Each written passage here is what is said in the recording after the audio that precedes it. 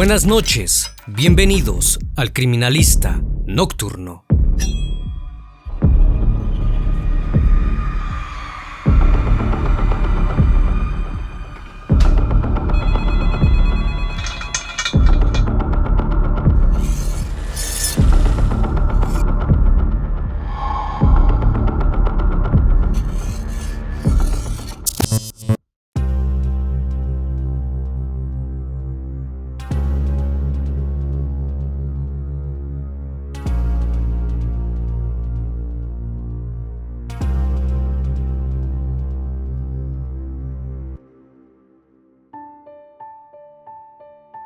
La tarde del 15 de enero de 2016 comenzó como cualquier otra.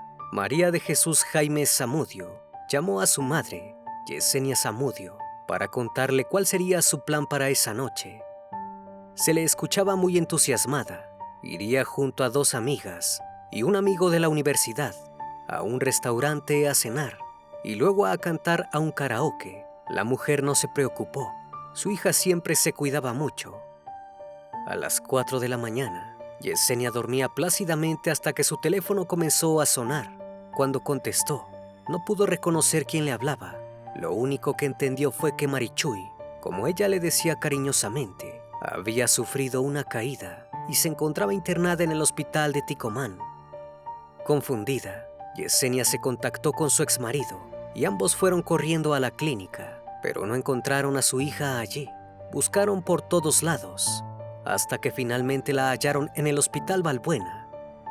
La situación era peor de lo que parecía. Su hija tenía una lesión cerebral traumática y fracturas en el fémur y en las piernas. Eso no era lo más terrible, sino más bien el hecho de que Marichuy estaba en estado de coma. Según les informaron los médicos, la joven había intentado quitarse la vida, tirándose desde un 5º piso. Ni Yesenia ni su exmarido creyeron esto. Sabían que había algo mucho más siniestro detrás y no descansarían hasta saber la verdad. El Criminalista Nocturno. María de Jesús Jaime Zamudio llegó al mundo el 5 de abril del año 1996 en la alcaldía Iztacalco, en la Ciudad de México. Era la tercera de 4 hermanas y causaba ternura en todos los que la conocían, por lo cual la apodaron Marichuy. Durante toda la primaria, asistió a un colegio de monjas. Su sueño era convertirse en una, para lograr ayudar a la mayor cantidad de personas posibles. Quería, por sobre todas las cosas, diferenciarse de la gente egoísta. Para lograr su cometido, todas las tardes iba junto a Fanny García, su mejor amiga, al convento. Allí organizaba las pastorelas, los bailes y las charlas con niños más pequeños para motivarlos a que se acercaran a la religión. Sus intereses no terminaban allí. Era una niña sumamente activa. Era aficionada al deporte, por lo cual practicaba karate y natación. No obstante, con el tiempo descubrió que su verdadera pasión era el baloncesto. Al llegar a la adolescencia, Marichuy dejó de lado la religión, pero no los estudios. Se convirtió en una joven muy culta y aplicada. Se la pasaba leyendo y todos los domingos iba a museos. También le apasionaba tomar fotografías a Ginebra, su gata. A pesar de que le gustaba salir como a cualquier otro adolescente, no lo hacía tan a menudo. Prefería pasar tiempo con su familia. Su pasión por el estudio rindió frutos y logró ingresar a la carrera de Ingeniería Petrolera, que se impartía en el Instituto Politécnico Nacional, en la Escuela Superior de Ingeniería y Arquitectura de Ticomán. De 822 personas que se inscribieron, ella fue una de las 176 mujeres que consiguió entrar. Al principio, Marichuy pensó que no podía asistir ya que era una institución muy costosa, pero su historial de excelentes calificaciones le proporcionó una beca completa, y de este modo fue que empezó el resto de su corta vida. A pesar de tener los estudios asegurados, la joven quería ser independiente económicamente. Consiguió un empleo formal en Cinemex, una cadena de cines de la Ciudad de México. Allí se ganó el cariño tanto de sus compañeros como de sus clientes, Incluso los días de promociones, cuando el cine se llenaba, ella lograba sacarle una sonrisa a quienes se acercaban a la ventanilla de compras. Su meta era conseguir suficiente dinero para llevar a sus sobrinos a Disneylandia. Mientras tanto, se alegraba celebrando con ellos el Día de Muertos, que era su festividad favorita. Cada noviembre hacía bolsas de dulces y salía a la calle a repartirlas junto a los pequeños. La bondad de Marichuy no se veía reflejada únicamente en la relación con sus sobrinos. La joven recordaba todos los cumpleaños de sus allegados, los visitaba siempre que estaban tristes y los ayudaba ante cualquier inconveniente. Estaba rodeada de gente que la quería. Con su madre tenía la mejor relación posible. Se decían te amo todas las mañanas y soñaba con mudarse con ella a una casa en Playa del Carmen. Marichuy tenía toda su vida planeada.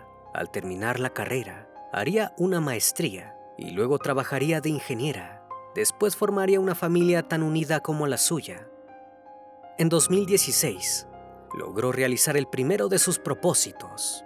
Se mudó a un departamento junto a otra chica de la universidad. Se había acoplado bien a la vida estudiantil. Entró en el equipo de básquetbol e hizo muchos amigos, pero nada era tan bueno como parecía. Marichuy comenzó a sufrir acoso de parte de un docente llamado Julio Iván Ruiz Guerrero, que estaba a cargo de la cátedra de Introducción a la Perforación Petrolera. El hombre llegó al punto de insinuársele, mediante el chat de Facebook, que a cambio de favores íntimos aprobaría la materia. La joven no aceptó esto. Se pasó todas las vacaciones de Navidad estudiando y se presentó al examen de periodo extraordinario. Julio se limitó a mirarla con mala cara y la reprobó. El martirio no terminaba allí. La joven también era acosada por un estudiante llamado Mario Monterrubio. El chico le enviaba mensajes todos los días, diciéndole que estaba enamorado de ella. A pesar de que Marichuy no respondía, él seguía escribiéndole, y los mensajes empezaron a tornarse cada vez más agresivos. Incómoda por ambas situaciones, Marichuy solicitó por escrito a la Dirección de Educación Superior del Politécnico el cambio de carrera, pero jamás llegó a hacerlo. La tarde del 15 de enero de 2016, Marichuy habló con su madre por teléfono, como lo hacía todos los días. Le comentó que iría a cenar a un restaurante con 3 amigas y un compañero de la universidad. Luego, los 4 visitarían un karaoke y ella volvería a dormir a su casa. A las 4 de la mañana, el teléfono de Yesenia comenzó a sonar. Cuando atendió, escuchó del otro lado una voz desconocida, sin presentación de por medio. La persona le informó que Marichuy se había caído y estaba internada en el hospital de Ticomán. Yesenia cortó automáticamente el teléfono, sin pedir explicaciones. Lo más importante en ese momento era ir a ver a su hija. Se trasladó junto a su exmarido hacia la clínica. Al llegar, los recepcionistas le informaron que su hija no se encontraba allí. La buscaron en cada sanatorio de la región, hasta que finalmente llegaron al Hospital Balbuena. Su nombre figuraba en la lista de los últimos ingresados, pero con varios errores ortográficos. Eso no fue lo más terrible. Lo que realmente impactó a Yesenia y a su exmarido fue enterarse de que Marichuy no había sufrido una simple caída. Los médicos le comunicaron que la misma había sido desde la ventana de su departamento, el cual se encontraba en un 5º piso. Tenía una lesión cerebral traumática y estaba en estado de coma. La situación era por demás extraña, pero Yesenia prefirió preocuparse primero por la salud de su hija. Si bien la joven tenía posibilidades de sobrevivir, debía ser sometida a varias operaciones por las fracturas que tenía en el fémur, en las piernas y en el cráneo. Estos procedimientos eran sumamente costosos. A través de redes sociales, Yesenia pidió a todos los amigos de Marichuy que rezaran por ella. También organizó una colecta para poder solventar los gastos médicos, que eran altísimos. Gracias a que Marichuy siempre había ayudado a sus allegados, ellos hicieron lo mismo por ella. Pudo ser trasladada al Hospital Álvaro Obregón, donde fue sometida a múltiples cirugías. Sin embargo, sus heridas eran demasiado graves. Jamás despertó del coma y a los 8 días de estar internada, falleció. Entre el dolor y la indignación, la familia Jaime Zamudio recibió la visita de un médico. Él mismo les dijo que si Marichuy hubiese sido intervenida inmediatamente, después de caerse del balcón, estaría con vida y podría contar cómo llegó hasta allí. Esto despertó todo tipo de sospechas en los padres de la joven. Jamás volverían a verla con vida, pero estaba claro que debían iniciar una investigación para saber qué le había sucedido. La policía interrogó a las personas que habían estado con la joven la noche del accidente. Gabriel Galván, compañero de estudios de la joven, fue quien dio una versión más detallada. En la misma, decía que Marichuy había ido junto con él y 2 amigas a cenar. Luego fueron a un karaoke junto a Julio Iván. Todos se divirtieron mucho. A la madrugada, Marichuy los invitó a su departamento. Una vez que llegaron, ella enloqueció y se quitó la vida saltando por la ventana. Los otros jóvenes presentes esa noche avalaron la historia. Todos dijeron que Marichuy sufría depresión y que ya había tenido episodios parecidos anteriormente. No obstante, las versiones sobre estos ataques eran por demás incongruentes.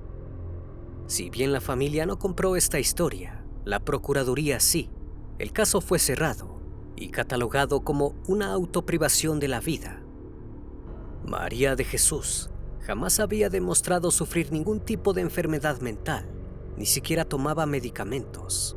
Además, si hubiera sido un accidente, no tenía sentido el hecho de que ninguno de sus supuestos amigos se hubiese quedado para asistirle hasta que llegase la ambulancia. A pesar de que las razones para desconfiar de los testimonios eran muchas, la familia de Marichuy tenía todo en su contra. El Politécnico Nacional declaró públicamente que estaban de acuerdo con la hipótesis y no se mostraron interesados en continuar con el caso. El dolor no terminaba allí. Los compañeros de la chica fueron aún más agresivos. Encontraron las redes sociales de Yesenia y escribieron en su muro que su hija era una adicta y que se había quitado la vida por culpa de ella, ya que era una mala madre. A pesar de tener al mundo entero intentando callar sus dudas, Yesenia gastó todo su dinero en una investigación privada y finalmente consiguió la verdad sobre lo que le pasó a su hija aquel 15 de enero. Gracias a los relatos de los vecinos del edificio donde vivía la joven María de Jesús y a la declaración de Mario Monterrubio, el compañero al que la joven había rechazado, quien era cercano a los jóvenes que habían estado presentes aquella noche, se pudo realizar una reconstrucción de los hechos. Lo más extraño para Yesenia fue que Mario sabía todos los detalles del hecho, como si él hubiese estado presente, lo cual no fue así. Supuestamente el joven le dijo a la madre de la víctima que su hija se había quitado la vida porque sufría depresión, pero Yesenia cuestionó estos argumentos, diciendo que cómo era posible que su hija estuviera pidiendo auxilio y tocando la puerta si tenía pensado tirarse por la ventana. Gracias a estos interrogantes, se pudo realizar una reconstrucción de lo que había sucedido aquel día. El 15 de enero de 2016, Marichuy asistió a las 8 de la noche a una cena en un restaurante. El plan era comer junto a sus 2 amigas y Gabriel, pero este último invitó de sorpresa al docente Julio Iván. Esto incomodó a la joven, ya que era el profesor que la había acosado en ocasiones anteriores. Marichuy intentó tomar el asunto con calma. Luego de cenar fueron al karaoke. Al salir, la joven intentó pedir un taxi para regresar a su departamento, pero el maestro insistió en que la llevaría en su camioneta, que conducía a Gabriel. Marichuy aceptó. Algo asustada, se sentó en la parte trasera junto a sus 2 amigas. Durante el trayecto, Julio y Gabriel comenzaron a tocar a Marichuy. La joven trató de escapar bajándose de la camioneta, pero ellos la derribaron y volvieron a meterla a la fuerza. Al llegar al edificio, algunos vecinos vieron cómo Gabriel y Julio subieron a María de Jesús por las escaleras, mientras ella los golpeaba y forcejeaba para intentar huir de ellos. Incluso tocó la puerta de algunos departamentos, pidiendo auxilio, pero nadie le ayudó. Ni siquiera sus amigas con las que compartía la renta ya que pensaron que se trataba de un asalto. Minutos después abrieron el departamento y una vez dentro, Gabriel y Julio intentaron quitarle la ropa para abusar de ella. Consiguieron rasgarla y romperle los botones. Las otras dos chicas se limitaron a mirar desde lejos y sus roomies decidieron no entrometerse. Marichuy siguió gritando y pidiendo ayuda. Viendo que la situación no iba para ningún lado, Julio y Gabriel procedieron a tirarla por la ventana. Una vecina llamada Rosa vio cómo el cuerpo de Marichuy caía por más de 12 metros de altura, mientras sus agresores huían del recinto. En ese instante, llamó a la policía. Esta versión se terminó de comprobar, luego de que un médico forense mencionara que la mecánica de lesiones aportó elementos clave. Al parecer, la joven no se tiró de cabeza al vacío, sino que cayó de pie, porque trató de agarrar a sus agresores hasta el último momento. Esto se comprobó también, porque se pudo hallar ADN de Julio y Gabriel debajo de las uñas de Marichuy. Fue así que el caso dio un giro de 180 grados. En el año 2018, las autoridades descartaron la hipótesis del accidente y de que ella se quitara la vida. Tipificaron el hecho como homicidio culposo y los principales sospechosos pasaron a ser Gabriel y Julio. No obstante, este último siguió dando clases en la universidad. Yesenia estaba inconforme. Dijo que el caso debía ser catalogado como feminicidio y que al no hacerlo, estaban restando la importancia al abuso que había sufrido su hija antes de perecer. Interpuso una queja ante la Comisión de los Derechos Humanos de la Ciudad de México. Debido a que la carpeta de investigación no estaba bien integrada, Yesenia también emitió numerosas denuncias ante la Secretaría de Seguridad Capitalina, al Tribunal Superior de Justicia de la capital y a la entonces Procuraduría de la ciudad. La Comisión de los Derechos Humanos de la Ciudad de México inició una investigación y determinó que durante el caso se habían omitido pruebas, que había signos de ineptitud de parte de la policía y una clara falta de interés de parte del Estado. Mediante un informe, se establecía que durante la madrugada del 16 de enero, un policía llegó al lugar de los hechos e ingresó al departamento para ver desde dónde se había lanzado la víctima, pero solo se limitó a mirar, pues luego de que derribó la ambulancia, el agente se retiró del lugar sin asegurar el departamento ni el sitio donde cayó la víctima y sin dar aviso a la autoridad ministerial, por lo cual después de eso se podrían haber manipulado los indicios.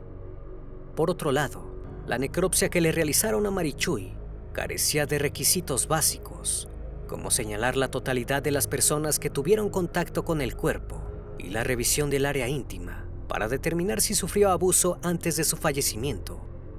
Yesenia pidió que se llevase a cabo un acto público en el que los edificios gubernamentales reconocieran su responsabilidad en estas omisiones y dieran a conocer las medidas establecidas para evitar que se repitan. Fue completamente ignorada y el caso volvió a archivarse. Tanto Julio como Gabriel se dieron a la fuga. La justicia parecía algo sumamente lejano.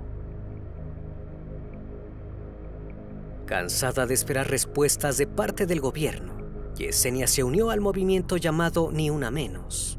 Organizó decenas de manifestaciones para pedir no solo por su hija, sino también por todas las mujeres que habían sido asesinadas por su condición. En febrero de 2020, Yesenia acudió a una concentración para exigir justicia por el feminicidio de Ingrid Escamilla, una joven que fue asesinada por su pareja luego de una discusión. La manifestación fue llevada a cabo afuera del edificio donde había ocurrido el crimen. Allí Yesenia dio un discurso en el cual acusaba al gobierno mexicano de no tener personal capacitado en violencia de género y de negarse a utilizar la clasificación de feminicidio para ocultar la crisis que había en el país. El video fue captado y publicado originalmente por el canal de YouTube Combatimos la Tiranía. Luego fue difundido mediante miles de cuentas de Twitter y Facebook. El discurso de Yesenia se hizo tan viral que el caso de Marichuy finalmente resurgió. El 7 de septiembre de 2020 fue finalmente clasificado como feminicidio. Las autoridades del gobierno federal y de la Ciudad de México realizaron una disculpa pública a Yesenia y a los demás allegados de la víctima. El 25 de enero de 2022 se realizó un nuevo evento por el caso de Marichuy en el edificio de Dirección General del Instituto Politécnico Nacional. Allí, la universidad se sumó a la disculpa efectuada anteriormente por las autoridades. Si bien el director general, Arturo Reyes Sandoval, estuvo presente, quien pidió perdón fue Federico Anaya, el abogado de la institución. Yesenia aceptó las disculpas, pero hizo referencia a que se debía trabajar más para hallar a los asesinos, que aún se encontraban prófugos. También recordó cómo a Marichuy le arrebataron sus sueños 5 años atrás. Dijo que si su hija estuviera viva, seguramente estaría enamorada, trabajando y sería muy feliz, como lo había sido durante toda su corta vida. Meses después, Mario Alberto González Torres, director de la Escuela Superior de Ingeniería y Arquitectura de Ticomán, del Instituto Politécnico Nacional, plantel donde estudiaba Marichuy, entregó el título post-mortem de ingeniera petrolera a Yesenia. Además, el hombre informó que el Instituto Politécnico Nacional abriría una cátedra sobre violencia de género, la cual llevaría el nombre de la joven estudiante como homenaje. No obstante, Yesenia aprovechó para exigir al campus que garantizara seguridad para que ninguna otra estudiante viviera la tragedia que le ocurrió a su hija. También demandó que se quitase el título profesional a todas las personas que fueron cómplices del delito y seguían siendo parte de la institución. Luego de que pasaran 5 años y 9 meses desde el hecho, la Fiscalía General de Justicia de la Ciudad de México emitió las órdenes de aprehensión contra Julio Ruiz Guerrero y Gabriel Galván Figueroa. El 21 de junio de 2022, la Gaceta Oficial de la Ciudad de México lanzó una recompensa de hasta 500,000 pesos para quien aportase información que llevase al arresto de los 2 hombres, que fueron identificados como los presuntos responsables del asesinato. Al día de hoy, ambos continúan prófugos. Por el caso de Marichuy, no hay ningún detenido. Según cifras del secretario ejecutivo del Sistema Nacional de Seguridad Pública, en 2021 se reportaron 969 feminicidios en México. En enero de 2022 se registraron 75 y en febrero un total de 80. El número ha dejado de crecer desde entonces. Yesenia, sus allegados, sus compañeras de la organización Ni Una Menos y el resto de las personas que conocieron el caso esperan que el gobierno genere acciones que garanticen que los autores estén en la cárcel y no en las calles o en las universidades.